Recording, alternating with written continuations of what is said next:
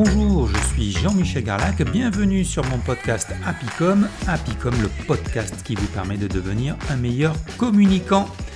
Aujourd'hui, une nouvelle interview et aujourd'hui, attention, vous allez avoir la chance d'écouter une power patate. Non, je n'ai pas interviewé Madame Vico, mais plutôt Clémence Guerrero Diaz Almedia. Oui, il y a un petit peu d'Espagne là-dedans, hein, je vous en saurai plus tout à l'heure. Et je peux vous assurer que si vous prenez le même kiff que moi lors de l'enregistrement, eh bien votre journée va vraiment bien commencer. Par contre, il est déconseillé d'écouter cet épisode avant de vous coucher, vous risquez d'avoir une insomnie tellement vous serez gorgé d'énergie.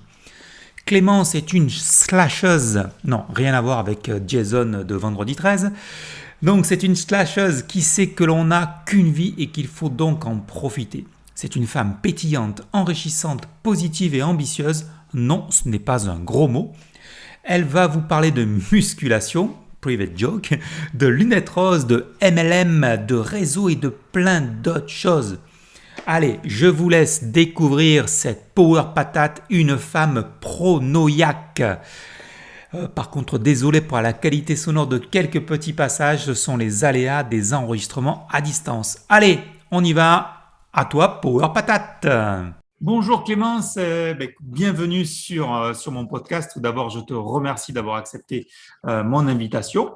Eh bien, écoute, avant que je commence à te harceler de mes petites questions, est-ce que pour nos auditeurs, tu aurais l'amabilité de te présenter, s'il te plaît ?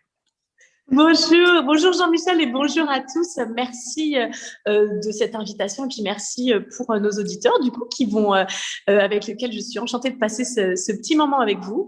Alors je me présente, je m'appelle Clémence Diaz de Almeida, je suis mariée à un guerrero, voilà, un homme espagnol. J'ai 4 enfants âgés de 2 ans à 11 ans. Et je vis entre Paris et Barcelone. Voilà un petit peu mon cadre de vie. Et j'ai la particularité, mais je pense qu'aujourd'hui et puis dans les années qui vont venir, ça va l'être de plus en plus, je suis une slasheuse. Et slasheuse, qu'est-ce que ça veut dire ? Ça veut dire, vous savez, le slash de l'informatique, ça veut dire que j'ai plusieurs activités parce qu'elles sont arrivées par ma vie personnelle et ma vie professionnelle que j'ai toujours essayé d'imbriquer de manière… On n'a pas 4 enfants par hasard, donc clairement, il faut que la vie pro, elle doit aller en fonction de sa vie perso. Et donc, j'ai des slashs qui vont me permettre de m'enrichir, alors évidemment financièrement, mais pas que. J'ai un slash qui me permet, qui est plus intellectuel, j'ai un slash qui me permet de faire plus du relationnel, j'ai un slash, en fait, j'ai beaucoup d'activités professionnelles qui me permettent de m'enrichir et de faire que je suis plutôt épanouie aujourd'hui parce que j'ai saisi au cours de ma vie plusieurs opportunités et qui font qu'aujourd'hui, je peux animer auprès d'entrepreneurs une conférence de la même manière que j'accompagne des expatriés, de la même manière que je suis ici dans une crèche, c'est de là dont je vous parle, dans une crèche dont je suis la directrice. Voilà un peu mes flashs. D'accord, donc du coup, je rebondis. Donc, tu es l'exemple même que l'on peut être, en fin de compte, multicasquette, avoir différents métiers, donc des slashs, comme tu dis, mais en même temps être très compétent dans chaque métier ou slash. Alors, je ne sais pas si je suis très compétente. Je vais être un peu humble. En tout cas, je vais vous dire, en fait, pour vous revenir sur un petit élément perso, en 2010, j'avais 30 ans. Je venais d'accoucher de ma première petite fille. Et 20 jours après la naissance de ma fille, ma maman est décédée. En tout cas brutalement pour moi. Et ça a été un grand choc dans ma vie parce que je me suis rendu compte d'une phrase en fait qu'on connaît tous, hein, qui est « on n'a qu'une vie ». Et en fait, intellectuellement, vous, moi, les auditeurs, tous, on sait bien que c'est vrai qu'on n'a qu'une vie. Sauf que malheureusement, j'ai l'impression que tant qu'on ne le vit pas dans ses tripes, et pour moi, c'est vraiment ça, dans ses tripes, dans son cœur, eh bien, on a du mal à le comprendre.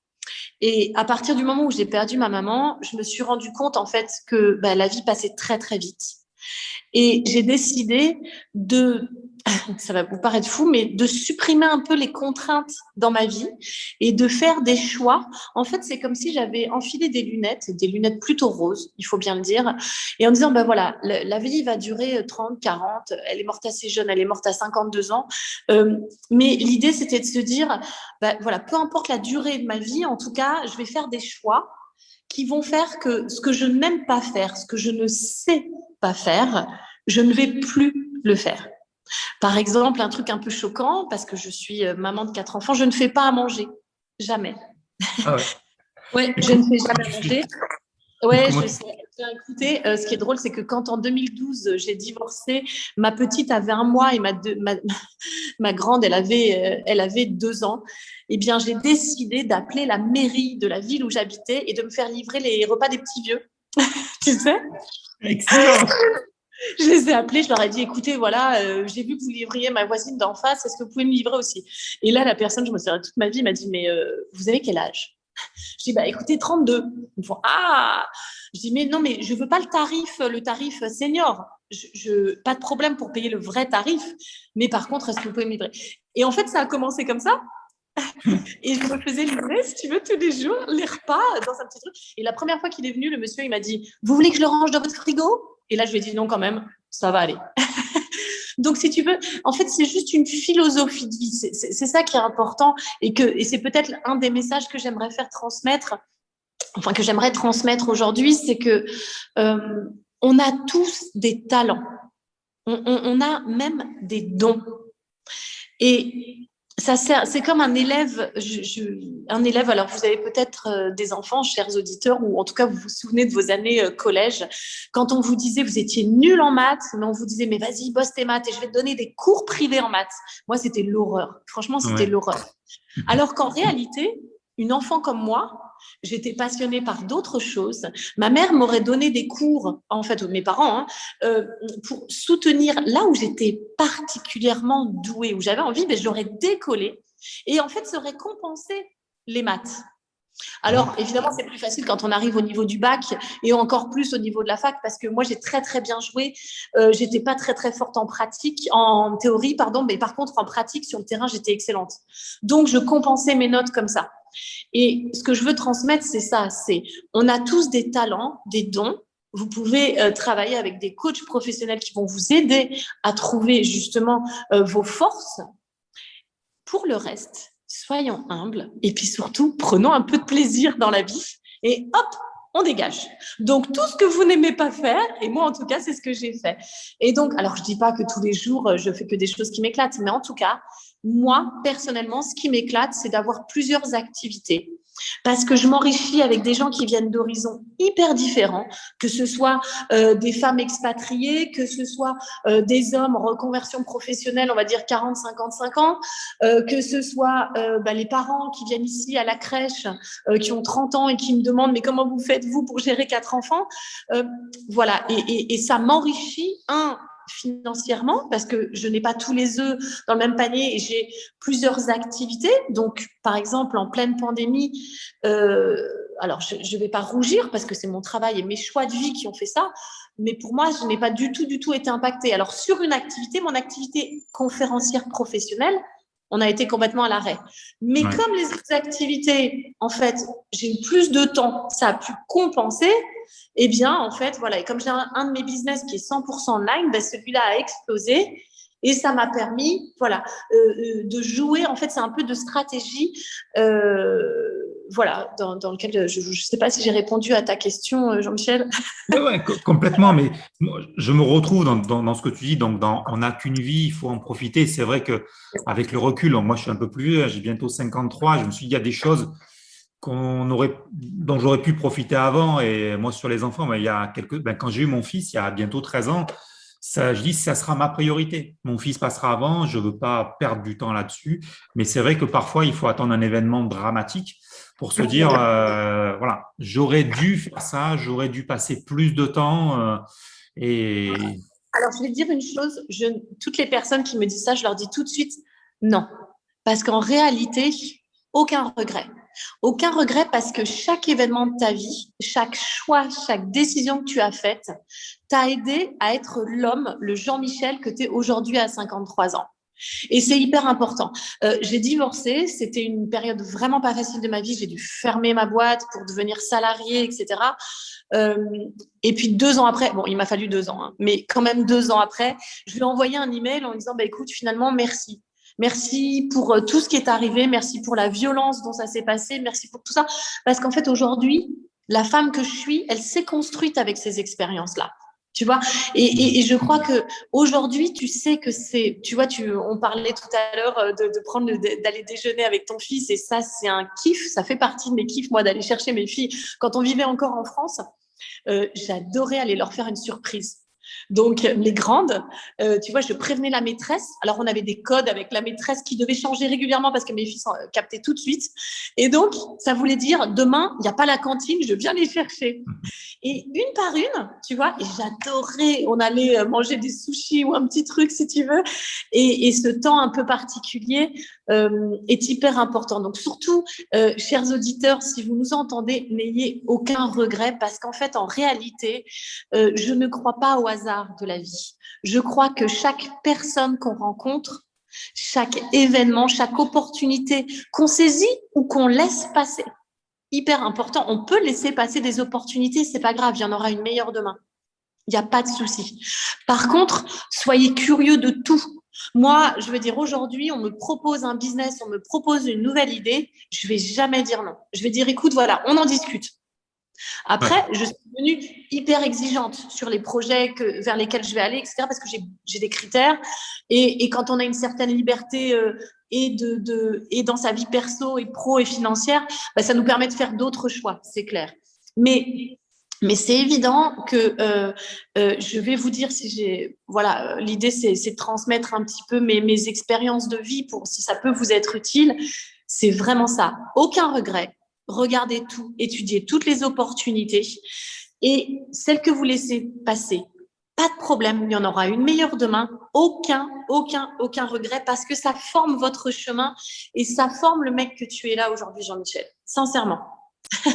Ok, merci à toi. Ben, écoute, on va rester dans les conseils parce que tu dis que tu es passé pour 2 choses, que tu es passé du salariat à l'entrepreneuriat et tu dis aussi que tu conseilles les gens là-dessus et c'est une activité que moi je suis aussi en train de développer. C'est quel conseil tu pourrais donner justement à ces gens qui veulent qui veulent se reconvertir? Je suis salarié, je décide de monter ma boîte pour X ou Y. Alors, c'est souvent, tu me diras si j'ai raison ou pas, peut-être pour donner plus de sens à leur vie.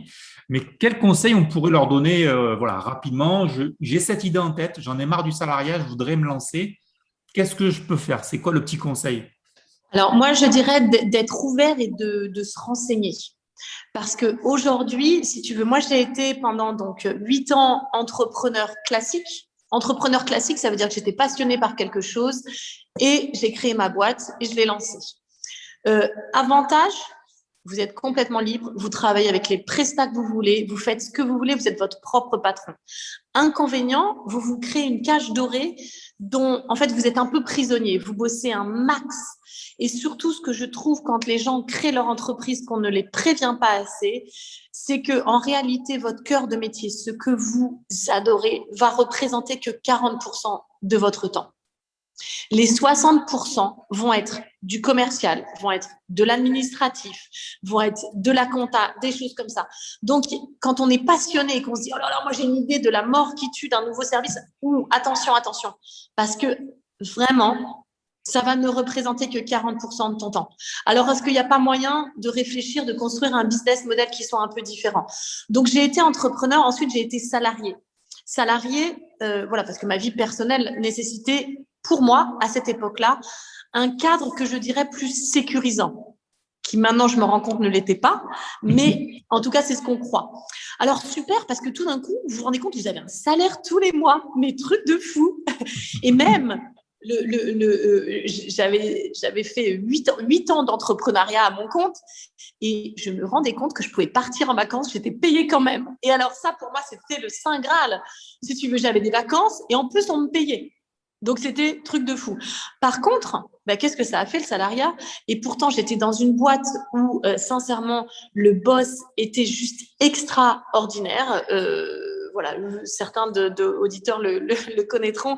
Donc, c'était quelqu'un qui m'a laissé une marge de manœuvre extraordinaire. Il m'a écouté toutes les idées un peu folles que j'avais. Il m'a dit, OK, ça, tu peux y aller, tu fonces, Clémence, ça. Non, OK, là, ça va pas. Sauf qu'il y a un moment donné où, en fait, vous plafonnez. En tout cas, pour moi, j'avais envie de mettre en place mes idées. Et puis, je vais vous paraître très trivial et je m'en excuse. J'avais constitué une équipe de 15 mecs juste extraordinaires. Alors, quand je dis mecs, c'est mecs et nanas, mais c'est vrai que, bon, OK, il y avait que 2 femmes dans l'équipe. Donc, c'est quand même principalement des hommes. Parce que j'ai une vision du business qui est assez, on va dire, plutôt masculine, même si c'est très sexiste de dire ça. Et en fait, et en réalité, ces hommes, au bout de 2, 3 ans, 4 ans que je les ai accompagnés, je me suis rendu compte que eux gagnaient 5 fois mon salaire, alors que je les avais formés, parce que je les avais formés, je leur avais expliqué. Sauf que moi, j'étais la petite salariée, et comme j'étais pas intéressée aux résultats ni rien, à l'époque, ça a été compliqué, quoi. Et je me suis dit, non, mais on va pas continuer comme ça, c'est pas possible.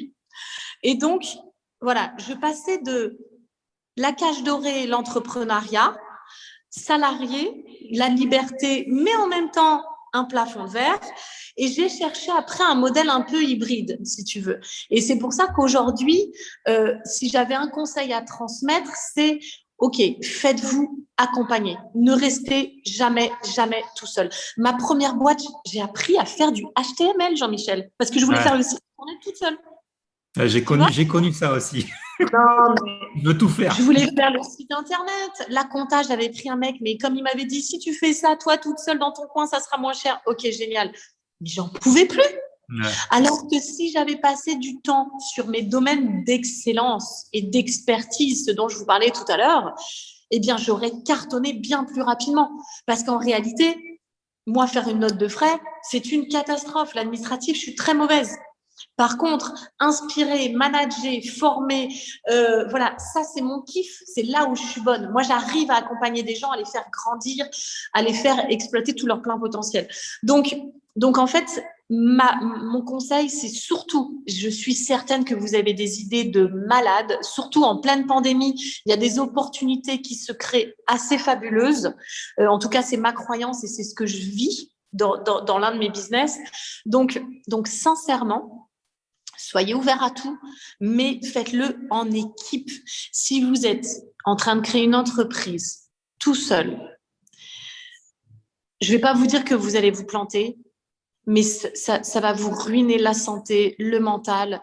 Franchement, sincèrement, soyez accompagnés par des coachs. Moi, aujourd'hui, j'ai une coach professionnelle, une thérapeute. J'ai mon agence de com qui me suit et qui me fait toute la com, etc. J'ai je suis dans tous les réseaux, dans les réseaux féminins, dans des réseaux d'entrepreneurs, dans des réseaux ici à Barcelone. Je veux dire, je m'entoure et je ne refuse que très, très rarement une conversation téléphonique. Alors, je les minute, on est d'accord, parce que je n'ai pas un agenda extensif. J'ai 4 enfants. Mais par contre, je veux dire, parce que je suis persuadée qu'on s'enrichit à échanger les uns avec les autres. Tout le temps. N'importe qui dans la rue, je veux dire, on peut lui apporter quelque chose et nous, il va nous apporter quelque chose, j'en suis convaincue. Donc, ne restez pas seul. Ok, écoute, super conseil. Donc, simple, efficace, ouverture, accompagnement. Écoute, on se rejoint là-dessus, c'est clair. Allez, on va parler plus de ton activité. J'ai vu que tu étais Cosmetic Executive Woman. Ça fait classe, je trouve. Qu'est-ce que tu peux nous dire sur cette activité? Est-ce que c'est une activité qu'on peut faire en parallèle de son activité de salarié pour avoir, par exemple, un complément de revenu? Voilà, alors tout à fait. En fait, il faut savoir que moi, j'ai commencé cette activité, j'étais conférencière professionnelle et j'ai commencé au départ pour mes bienfaits perso. En fait, c'est une copine qui m'a dit, mais prends des compléments alimentaires, tu as l'air HS. Et en fait, assez rapidement, j'ai vu des effets. Alors, on en a pris mon mari et moi. Et c'est vrai que sur la patience avec les enfants, sur ma fatigue, sur mon énergie, etc. Et puis, au bout de quelques mois, elle me fait, tu sais Clémence, si tu veux, toi, tu peux en faire un business. Et je fais, ah bon? Et elle me dit, mais surtout, ce que tu peux en faire, c'est créer un réseau de distributeurs partout dans le monde. Et là, Je me fais, hein? Qu'est-ce qu'elle est en train de me dire là? Elle me dit, bah oui, moi je t'offre un véhicule, c'est-à-dire je t'offre la voiture, puis toi tu la conduis et tu cartonnes. Tu la transformes en Ferrari ou en 2 chevaux, selon ce que tu veux faire, mais tu avances. Et donc, assez rapidement, cette activité qui était au départ effectivement un revenu complémentaire, c'est devenu mon plan A financièrement. C'est clair et net, et même en termes de temps. Pourquoi ? Parce que c'est une activité que je développe en équipe. Donc, ça rejoint ce que je voulais dire. Il y a l'équipe. C'est une activité, moi, je suis une femme ambitieuse. Je m'en cache pas et je n'ai pas honte. C'est une activité qui n'a de limite que mes actions. Donc, du coup, plus je bosse, plus je gagne, grosso modo. Et donc, au départ, moi, je faisais ça en parallèle. Donc, oui, j'accompagne beaucoup aujourd'hui. Alors, comme on est… alors, ça va être public et ça va passer, mais je ne vais pas me faire des copines, mais je vais vous expliquer quelque chose. En fait, je travaille avec des femmes qui vont se créer un revenu complémentaire, on va dire 500, 1000 euros par mois. Sauf que ces femmes, quand elles vont connaître les produits, elles vont dire « Oh là là, non, mais c'est des trucs de malade ». Et dès qu'elles gagnent 500 ou 1000 euros, elles sont super contentes parce que ça rembourse leur consommation. Elles ont des super produits d'excellence à des prix moins chers, si tu veux, un prix professionnel. Et puis voilà, elles ont un petit revenu complémentaire. Mais c'est pas du tout mon kiff, en l'occurrence. C'est-à-dire que j'adore accompagner ces femmes humainement, tu vois, parce que c'est des femmes extra qui ont souvent des parcours de vie sympathiques. Mais là où je suis le plus performante, c'est quand j'accompagne plus d'hommes, effectivement, à gérer au départ un revenu complémentaire, mais très rapidement, un revenu. Et c'est des gens qui, du coup, après, quittent leur plan A. Au bout d'1 an, 2 ans, peuvent quitter leur plan A pour en faire une activité principale. Il se trouve… On peut être cosmétique executive man, alors? C'est ça? Oui, alors sauf que je ne vais pas l'appeler comme ça.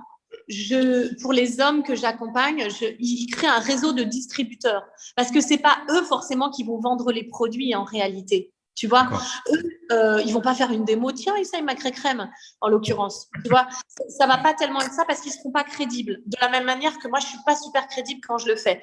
Par contre, si tu veux, quand je te dis, bah tiens, vas-y, hop, essaye cette machine, tu vas voir ce que ça va te faire. Et dans 80% des cas, les gens ils font, ah ouais, quand même. Ah ouais, mes rythmes, truc, tac, ok, ça marche. Écoute, je te la prends. Et je dis, bah, tu vois, regarde, tu me l'as pris, alors que j'ai pas fait grand-chose, je t'ai pas touché, tu l'as essayé toi-même. Bien, si tu arrives à en vendre, bah, toi, tu peux te faire une marge dessus. Et donc, ainsi de suite, ils se créent eux-mêmes. C'est comme, en fait, devenir franchisé et devenir master franchisé.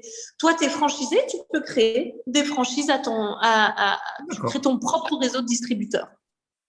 D'accord. Ok. C'est quoi le marketing de réseau? C'est ça? C'est ça, c'est du marketing de réseau. Sauf que quand on dit marketing de réseau en France, ça a une image qui est assez négative.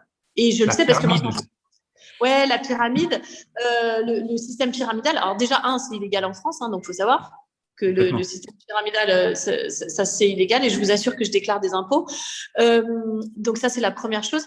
La deuxième chose, c'est que dans une pyramide, par définition, celui du dessus gagne plus que tous les autres. Alors que dans mon équipe, par exemple, j'ai des professionnels qui gagnent beaucoup plus que moi. Parce qu'en fait, eux n'ont pas choisi le même type de vie. Eux, ils sont allés directement démarcher des professionnels en B2B. Et donc, ils ont créé leur marché et tac, ça décolle beaucoup plus vite que moi. Ça, c'est clair. C'est-à-dire que moi, je travaille en équipe, je crée un réseau de distributeurs. Eux, ils vendent en direct, ils ont toute la marge des produits, ils ont beaucoup plus d'argent que moi. Par contre, effectivement, le système du marketing de réseau, c'est un système d'affiliation, de parrainage. Ouais. Et donc, si je te parraine et que toi, tu décides de recommander les compléments alimentaires avec lesquels, toi, tu auras un pourcentage, moi aussi, parce que c'est du parrainage en réalité. Ok. Voilà. Pour terminer juste sur cette partie-là, qu'est-ce qu'il faut avoir comme qualité pour ce genre d'activité? Alors, pour moi, je dirais qu'il faut avoir surtout une motivation à toute épreuve. C'est-à-dire qu'il faut être ambitieux, dynamique et tchatcheur. Ambitieux, dynamique et tchatcheur. D'accord. Ok. Bon, voilà.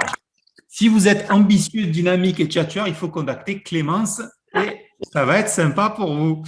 Allez, alors, un truc essentiel chez toi. Donc, d'après toi, il suffit simplement d'oser demander pour développer ses affaires. Et là, il y a souvent ce truc parce que les auditeurs vont se dire, oui, mais c'est facile pour elle, pour moi, c'est différent. Comment tu pourrais convaincre ces gens-là que n'importe qui peut oser demander et obtenir? Super. Alors en fait, ça c'est mon slash de la conférencière qui anime une conférence qui s'appelle Oser demander pour obtenir. Et c'est pour moi hyper important parce que tout le monde dit oh non mais oser demander, bien sûr que je le fais moi. Sauf qu'en réalité, pas du tout. Et pour moi, oser demander, c'est un muscle. Un Et de la muscle? même manière que, ouais, je t'assure, c'est un muscle. C'est-à-dire que la première fois, c'est comme quand vous reprenez l'entraînement en réalité. Vous vous mettez à courir, la première fois, vous n'allez pas tout de suite aller directement au marathon de Paris. Vous allez devoir faire un petit peu, courir le autour de chez vous, et puis un peu plus, et puis un peu plus. Eh bien, osez demander, c'est pareil. Moi, ce que je vous recommande, c'est d'y aller étape par étape.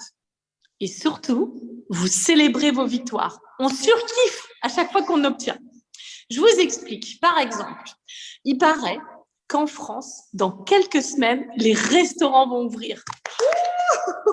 Alors, c'est la fête, tout le monde va y aller. Eh bien, je vous invite, chers auditeurs, à essayer et à oser demander. On va commencer à s'entraîner notre muscle avec tout petit, c'est-à-dire, vous arrivez au restaurant et au menu, allez, on va prendre, il y a une bavette sauce échalote avec des petits haricots verts. Sympa quand même, tu vois, comme menu. Sauf que, boum balaboum, moi, franchement, les échalotes, c'est pas mon truc. Et puis les haricots verts, tu m'as vu, je vous ai dit tout à l'heure que moi, je voulais vivre et que j'avais qu'une vie. Les haricots verts, on va les accompagner d'autres choses. Alors, qu'est-ce que je fais? Eh bien, quand le serveur va arriver, je vais simplement, avec un grand sourire, avec une petite voix sympathique, bonjour, écoutez, voilà, j'aimerais bien savoir, est-ce qu'il est possible, s'il vous plaît, au lieu de la sauce échalote, d'avoir un petit morceau de beurre salé, et puis, écoutez, à côté des haricots verts, parce que quand même, d'avoir un petit peu, je sais pas, des pommes du sèche. Oh, et alors là, ou alors, allez, on va dire des frites, c'est quand même plus facile que des pommes duchesse. Donc, des frites. Donc, on est d'accord, je viens d'oser demander quelque chose au serveur. Alors maintenant, il y a deux solutions. Première solution, le serveur me dit, on est désolé, madame, mais non, c'est pas possible, c'est un peu compliqué. Vous savez, c'est des plats qui sont déjà préparés. Ok. Moi, je reste, je n'ai rien perdu, je reste dans la situation initiale qui est, je peux choisir un autre plat ou je peux me contenter de bavette sauce échalote avec des haricots verts. Mais imaginez le deuxième cas.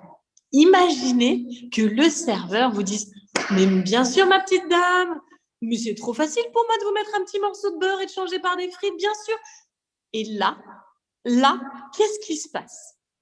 Et sérieusement, hein, c'est très, très sérieux. Le serveur, il est super content.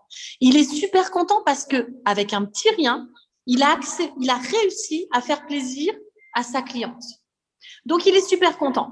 Et moi, je suis encore plus contente parce que j'ai le plat dont j'avais envie.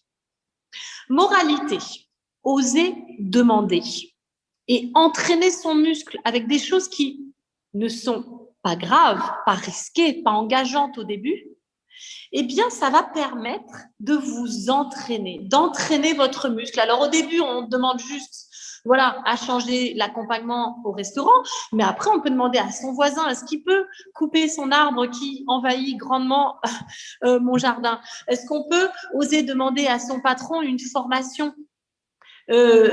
Parce que c'est pas seulement demander à son patron une augmentation, c'est peut-être demander une chaise ergonomique parce que franchement, on a des mal de dos tous les soirs et que c'est compliqué.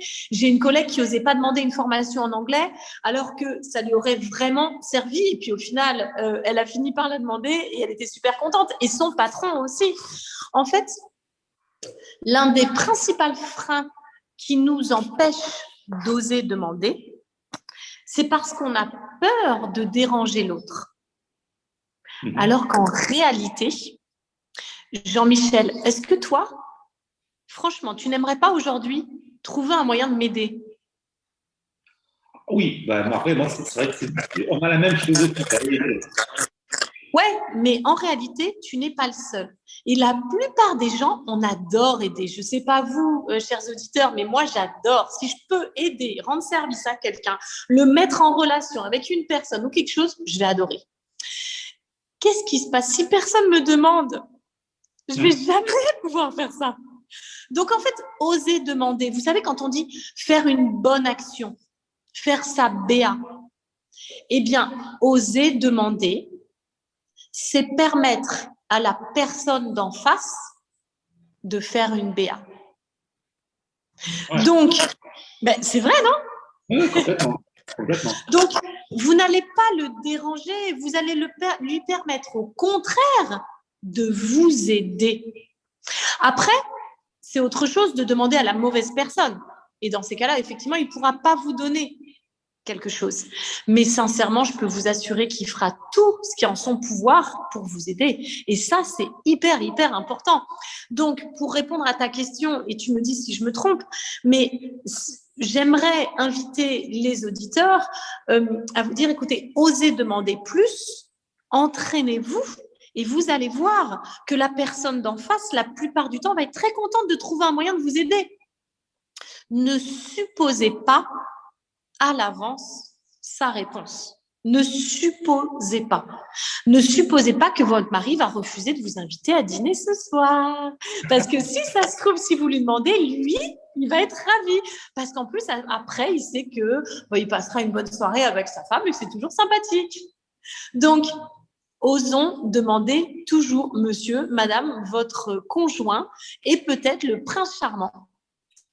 Il n'est pas devin.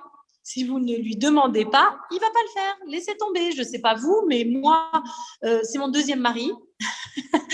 Je peux vous dire que ça change de tout au tout. Je pense que le premier m'aimait aussi. Hein. Mais bizarrement, je n'ai pas obtenu grand-chose. Par contre, le deuxième, il m'aime. Et je le sais, en tout cas pour moi, parce que je demande et que j'obtiens beaucoup de mon mari.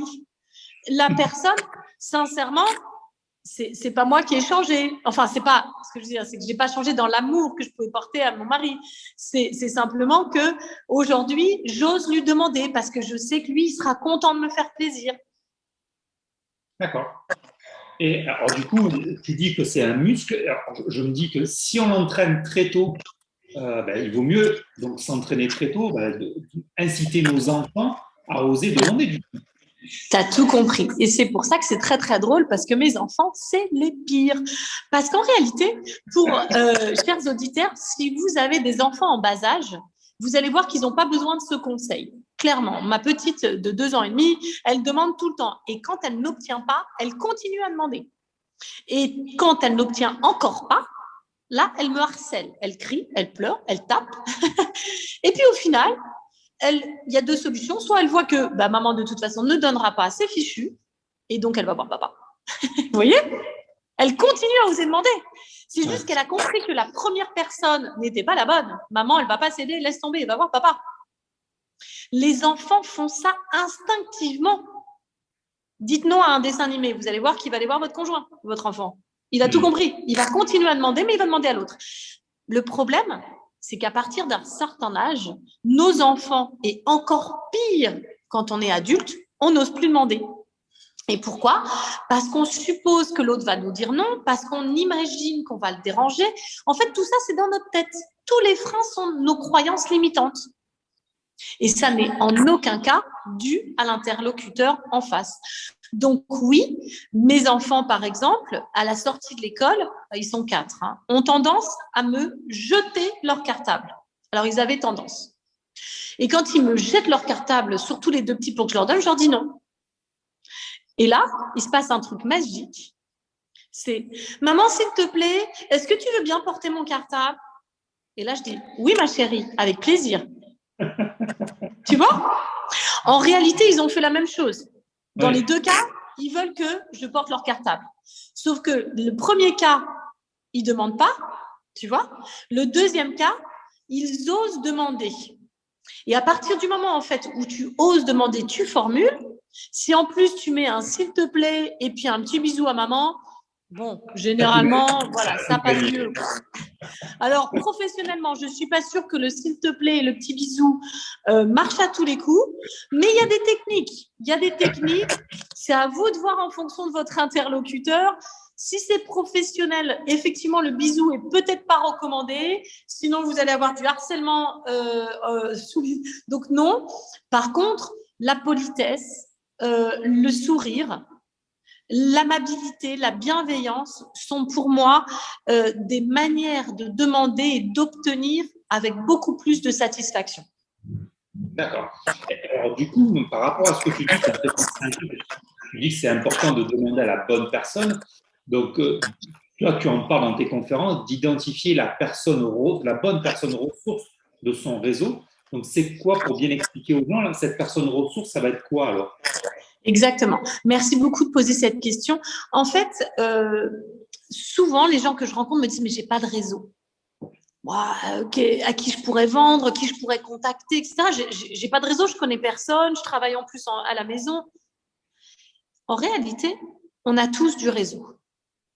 Sauf qu'il y a une différence entre avoir du réseau et, je dirais, gérer, exploiter, utiliser son réseau. Et c'est là la grosse différence. Et c'est comme ça qu'on trouve la personne ressource. Il faut savoir que c'est une statistique qui n'est pas du tout Clémence, que vous trouverez facilement sur Internet, vérifiable.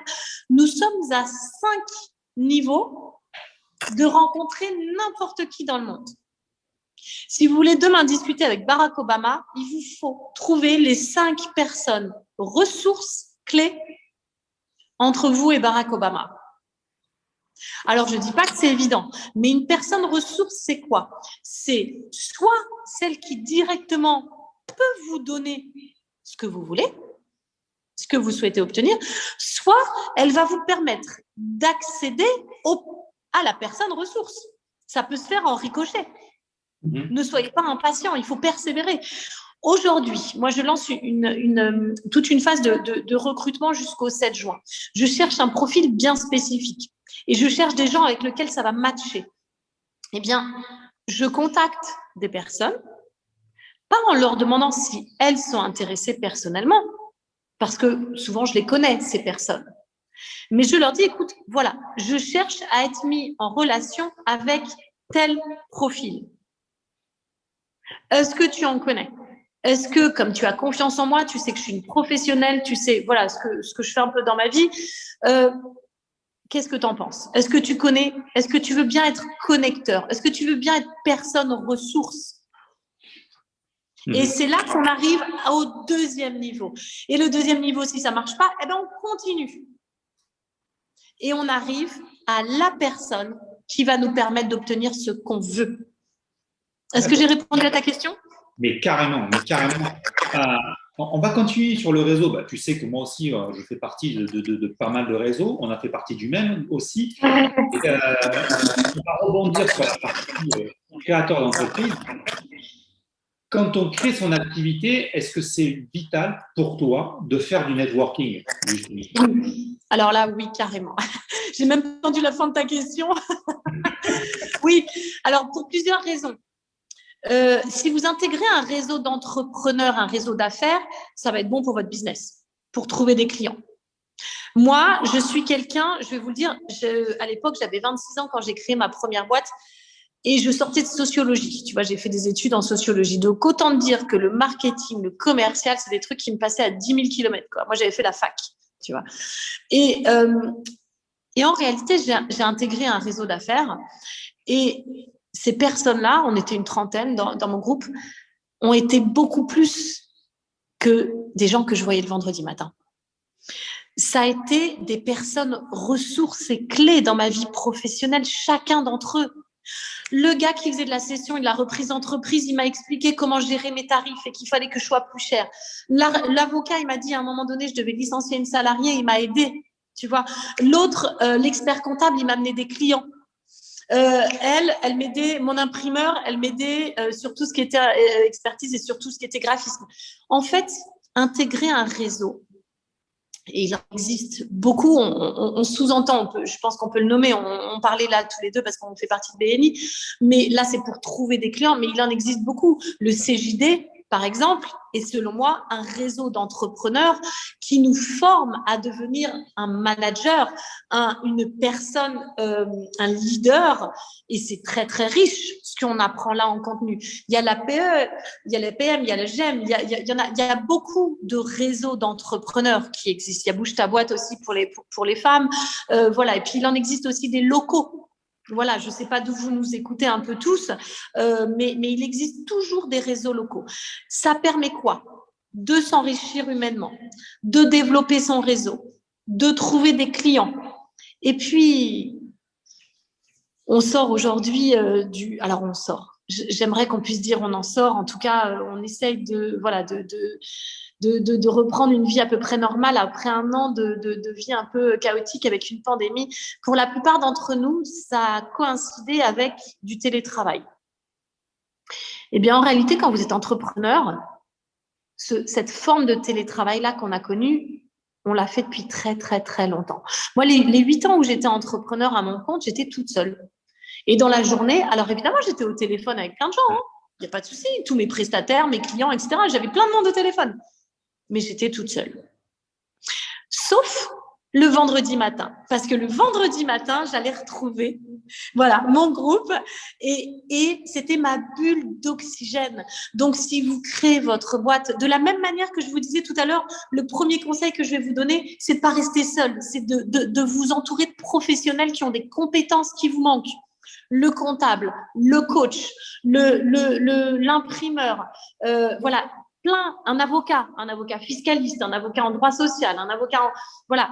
Mais entourez-vous de prestataires pour réussir votre business et entrez dans un réseau pour sortir la tête de l'eau, voir des gens qui ont les mêmes problématiques que vous, qui vivent la même chose, qui sont entrepreneurs, qui ont ce business, cette vision, ces lunettes roses, ils les ont aussi. Je veux dire, j'accompagne beaucoup de salariés qui sont en double activité, voilà, qui prennent ce petit revenu complémentaire. Eh bien, ceux-là, ils ont aussi ce qu'ils aiment. Un des trucs que les femmes qui viennent surkiffent, c'est cette idée d'équipe. Le lundi à 18h30, j'ai un call d'équipe. Le lundi matin à 9h aussi, à 8h, le mardi et à 7h30 tous les matins, je peux écouter un morning live d'équipe qui nous inspire, qui nous pousse à agir, qui nous aide dans nos actions. Donc, oui, entourez-vous de bons prestataires. Tout ce que vous n'aimez pas faire, vous le déléguez. Boum. Et ensuite, vous entrez dans un réseau pour échanger, pour vous enrichir humainement de personnes extraordinaires. Extraordinaires. Je vous assure que toutes les personnes que vous rencontrerez dans n'importe quel réseau, ce sont des gens fabuleux. Des gens qui m'ont tellement apporté et qui me manquent. Voilà, les gens, ils le savent, l'équipe que j'ai créée me manque. C'est pour ça d'ailleurs que, tu vois, je suis en train de recréer une équipe de mecs, entre autres.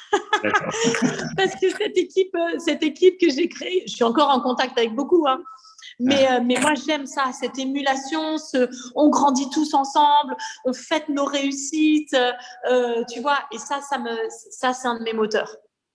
Tu vois, il y a deux choses qui me parlent parce que je suis en train de créer un groupe BNI sur Agde et je kiffe de rencontrer ces gens, d'aller les voir, d'échanger, de les pousser ensemble et de voir qu'ils croient ensemble. Ça, c'est génial. Et il y a une autre chose qui est importante pour moi dans le networking, et tu en as parlé. Dans le groupe où je suis à Béziers, il y a une personne qui est venue nous rejoindre au départ pour sortir de son isolement de chef d'entreprise. C'est ça. Une neuronne, gros domaine, business, pas de souci. Mais elle est venue là pour ça. Et en fin de compte, ce qu'elle a trouvé, c'est ça, c'est des gens autour qui partagent ses problématiques. Et elle vient aussi là pour donner aux autres, pour aller bien sûr son réseau. On se sent utile. Voilà. Quand tu apportes un client, quand tu apportes une recommandation, quand tu invites, tu dis écoute, tu te sens un peu seul, allez viens, on va prendre un café, on va déjeuner chez un autre membre. Mais ça, c'est extraordinaire, ça n'a pas de prix. Parce que sincèrement, on est seul. On est vraiment seul. On est vraiment seul. Et la seule différence avec la pandémie, c'est que maintenant, beaucoup de salariés se rendent compte de ce que c'est. Et moi, c'est drôle parce que j'ai un petit frère, je l'appelle mon petit frère, mais il fait 2 têtes de plus que moi, mais ça restera à vie mon petit frère. Et en fait, mon frère, il est salarié. Donc lui, il a une vie normale, classique, si tu veux. Tu vois, 2 enfants, une vraie maison, tu vois, il change pas de pays, il est normal. Et en fait, il savait que je faisais partie de plein de réseaux, mais il n'a jamais il n'a jamais compris pourquoi, comment, etc. Il n'est pas entrepreneur. Et puis, maintenant qu'il est en télétravail, c'est drôle parce qu'il me dit, en fait, t'es vraiment tout seul, hein? Bah ouais. Parce que t'as beau faire partie, avoir des collègues, des choses comme ça, t'es tout seul. Alors que quand tu intègres une équipe, eh ben, sincèrement, de s'entraider, de s'entraîner, de grandir ensemble, c'est le pied. Moi, il n'y a rien de plus plaisant pour moi que de voir la réussite des autres. Et en fait, il y a une phrase que j'adore, vous pourrez la voir sur mon profil LinkedIn. J'adore. Est-ce que vous connaissez la différence entre pronoïaque ou paranoïaque? C'est quoi ton camp?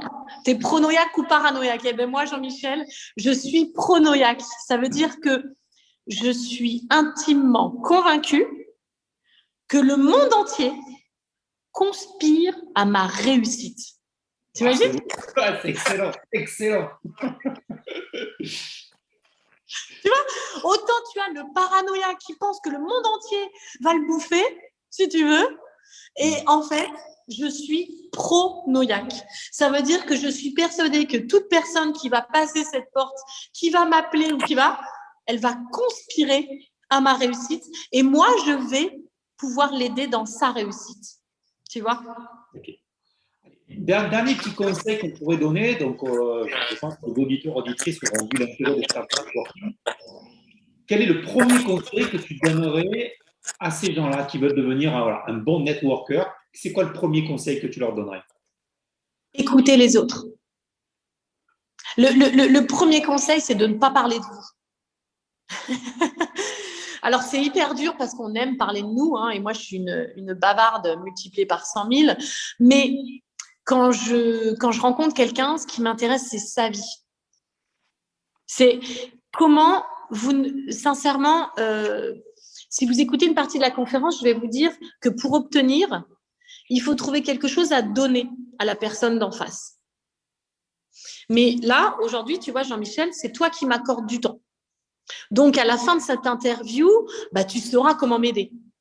Tu vois, parce que tu m'as interviewé, parce que tu m'as écouté. Et en fait, même d'ailleurs, tous les auditeurs savent comment m'aider. Sauf que moi, je suis hyper frustrée parce que je n'ai pas fait ce retour. Tu vois, Jean-Michel, moi, aujourd'hui, je ne sais pas comment t'aider parce que je ne te connais pas. Donc, quand vous intégrez un réseau, la première chose que je vais vous dire de faire, c'est intéressez-vous à l'autre avec un grand A. Écoutez-le. Qu'est-ce qu'il fait? Ça, vous savez, la semaine dernière, j'ai eu une femme au téléphone. Alors, Sylvie, je ne crois pas qu'elle m'écoutera, je ne sais pas, mais en tout cas, Sylvie a 2 garçons, un qui a 22 ans et un qui a 24 ans. On discutait avec Sylvie de pas mal de choses. Et puis, comme je lui ai demandé sa vie et que moi, je m'intéresse à la vie avec un grand V, pas juste son business, elle me disait, bah ouais, mais en ce moment, c'est difficile pour moi parce que mes fils vont pas bien. Et pour moi, cette pandémie, les pires, ceux qui sont le plus touchés, alors évidemment en dehors des malades, hein, c'est cette tranche d'âge 18-30 ans.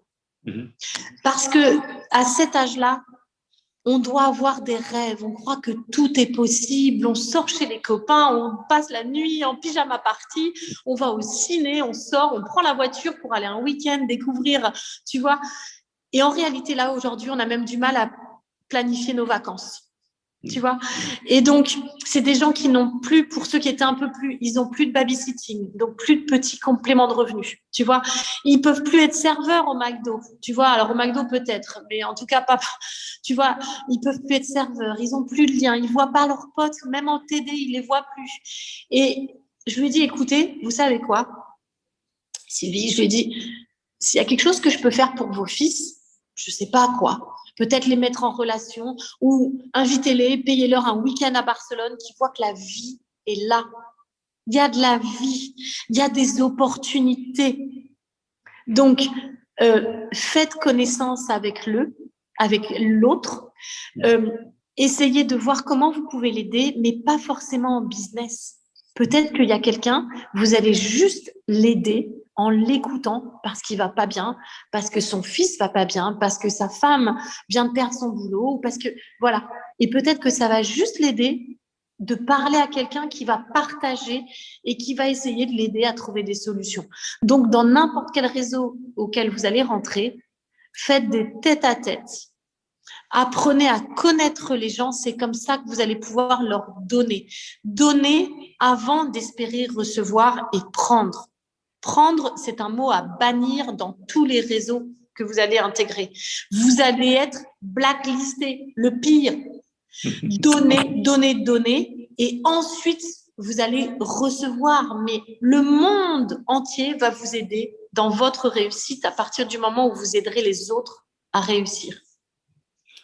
Voilà, super Clémence, voilà, c'est hyper motivant ce que tu dis, c'est très très vrai effectivement dans les réseaux, mais hyper motivant en plus de ça. Allez, pour terminer, j'ai toujours des petites questions un petit peu à c'est quoi ton livre préféré qui t'a apporté beaucoup, ou alors le livre du moment? Alors, il y a un livre qui m'a bien plu, c'est celui d'Olivier Roland. Tout le monde n'a pas eu la chance de rater ses études. Et il m'a tellement plu que, si tu veux, je l'ai offert aux 15 personnes de mon équipe. Tu vois? D'accord. Donc, pour moi, c'était un excellent bouquin. Je suis une grande fan de Kiyosaki sur voilà, père riche, père pauvre, les cadrans, voilà. Parce que justement, il m'a ouvert l'esprit sur des business models. Pour moi, dans la vie, il existait soit tu es salarié, soit tu es entrepreneur. Ouais. Pas tout à fait. En réalité, c'est un peu plus complexe et il y a des choses hybrides qui peuvent être intéressantes. Alors, ça peut être investisseur, ça peut être le marketing de réseau, comme on a parlé tout à l'heure. Il y a plein de choses et je pense qu'il faut s'ouvrir à ça et qu'aujourd'hui, malheureusement, en France, on a tellement besoin de salariés, en fait, que, voilà, on va dire, voilà, soit salarié, c'est la voie royale, ou alors crée ta boîte. Ouais. Alors, pour moi, il existe d'autres choses qui peuvent être un business model beaucoup plus intéressant. Donc, voilà. Sinon, sinon, un qui m'a changé la vie aussi. Enfin, tu m'avais demandé un bouquin, on en est déjà à… Allez, dernier pour la route. Allez, vas-y. Allez, le dernier pour avoir le moral, Florence Servan-Schreiber, Power Patate. Patate. Ouais, après les 3 kiffs par jour, c'était le Power Patate. Et les gens qui rejoignent mon équipe, c'est la Power Patate Team. Excellent. Voilà. Je vous mettrai tous les titres dans la description du podcast pour pouvoir les retrouver. Et, alors moi, j'ai lu, pareil, tout le monde n'a pas eu la chance de rater cette étude. Très, très original, très sympa. C'est quoi tes valeurs? Mes valeurs, je te dirais, la première chose, c'est l'entraide, le partage. L'importance du respect, la famille. Je suis une femme qui travaille en fait relativement peu en termes de temps, même si j'ai toutes ces activités, parce que ma famille, c'est ma vie. Voilà, donc ça, c'est hyper important. Et j'ai tendance à croire que le respect des autres, l'entrepreneuriat sont des choses qui sont pour moi très importantes. Voilà, je vais te dire ça, le respect.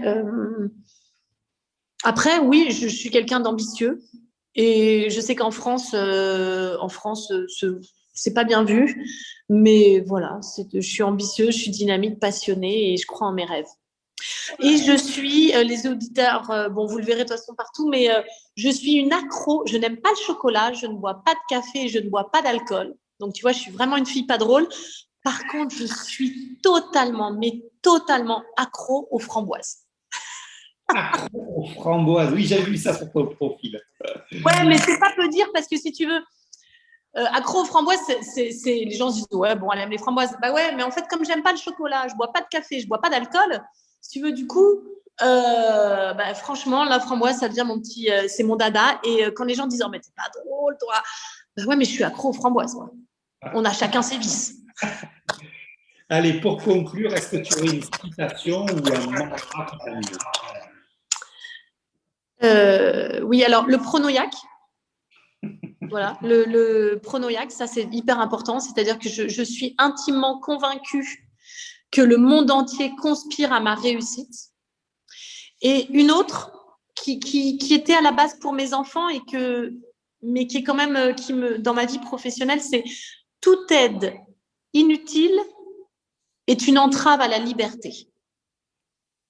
Toute aide inutile est une entrave à la liberté. Voilà, pour moi, c'est important que quand on accompagne quelqu'un professionnellement ou par rapport à mes enfants, par exemple, tu vois, je préfère leur apprendre à pêcher plutôt que pêcher pour eux. Oui, effectivement. Oh. Eh bien, écoute, merci pour toutes tes informations. Ça a été un véritable plaisir. Je pense que c'est une grosse patate d'énergie. Parce que voilà, tu m'avais dit, on m'avait dit, c'est vrai que tu étais hyper dynamique. Mais voilà. Ah bon, les coquins, qui a balancé? Voilà. J'ai des gens dans le réseau. C'est ça. Et avec c'est un vrai plaisir et c'est ça que j'aime bien dans les interviews. Voilà, c'est de voir que l'important, c'est l'énergie, la importante tous les jours. Ouais, exactement. Bon, prenez bien soin de vous à tous. Prends bien soin de toi, Jean-Michel. Et puis, voilà, surtout, osez demander. Et si vous voulez, alors moi, j'ose vous demander à mon tour, témoignez-moi de vos réussites. Je suis sur tous les réseaux sociaux. Alors, non, pas Twitter, mais je suis sur Insta, je suis sur LinkedIn, je suis sur Facebook. Vous m'envoyez un petit message et vous me dire, écoutez, j'ai entendu votre interview avec Jean-Michel. Depuis, j'ai osé demander ça et j'ai obtenu ça. Et vous pouvez même pas savoir mon kiff quand je reçois ce genre de message. Merci à tous. Génial, Clément. Je mettrai dans la description du podcast ces liens. Et donc voilà, vous pouvez suivre la faire, poser, demander. Merci à toi, Clémence. Bye bye. Ciao, ciao. Vous voyez, je vous avais pas menti. Je vous avais dit que c'était top. Hein, ça a été top. Vous êtes plein d'énergie. Vous avez kiffé comme moi cette interview de Power Patate. Ça va me rester ce truc de Power Patate. Il va falloir que j'achète rapidement ce bouquin. Concernant les bouquins, justement, ils seront dans la description du podcast. Pareil, dans la description, je vais vous mettre tous les liens pour pouvoir retrouver Clémence, pour pouvoir la suite, donc LinkedIn, Facebook, Instagram, ces différents sites, voilà, de partout, là où elle slash, vous pourrez la suivre. Écoutez, encore merci d'avoir écouté l'épisode. Et vous, attendez, je vais vous demander un truc, je crois. Oui, je vais oser vous demander d'aller où ? D'aller sur Apple Podcast, de cliquer, de mettre un commentaire, de mettre un avis 5 étoiles. Et si Apple Podcast n'est pas votre truc, c'est pas grave. Qu'est-ce qu'il vous reste à faire ? Un lien vers le podcast, vers l'épisode, vous le partagez. Vous pouvez liker éventuellement, vous abonner aussi sur toutes les plateformes sur lesquelles vous écoutez les podcasts. Envoyez-moi un commentaire, ça me fera aussi très plaisir, ça m'incitera à continuer. Sur ce, je vous souhaite à tous une bonne journée et moi je vous dis à lundi prochain.